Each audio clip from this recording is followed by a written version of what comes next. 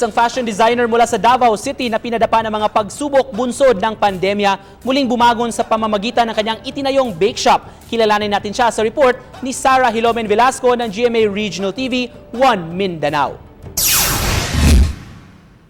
Ang dating lapis, papel at tela na hawak-hawak ng 61 taong gulang na fashion designer na si Erwin Tan, napalitan na ngayon ng harina, oven at fresh na tinapay na kanyang binibake para sa kanyang mga suki araw-araw. Sino ba naman kasi ang mag-aakalang ang veteranong Davaoenyong fashion designer, baker na ngayon dahil sa pandemya? Kawawa naman yung mga trabahante ko. So, ambakid ko sa akong baking para makahatag kong sweldo sa ilaha. Kay karong pandemic na to, tinabangay good. Halos 3 dekada na ang fashion boutique ni Erwin, pero nahinto ang operasyon nito dahil sa pandemya. Imbes na mawala ng pag-asa, tila sumugal daw siya sa pagtatayo ng bake shop. Inspirasyon daw niya ang kanyang ina na isang baker.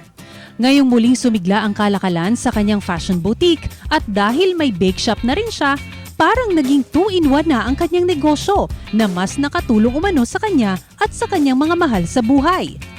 Ang sikreto ni Erwin sa likod ng tagumpay, ang pagiging matatag, masipag at pagkakaroon ng positibong pananaw sa buhay na nilakipan ng tiwala sa poong may kapal.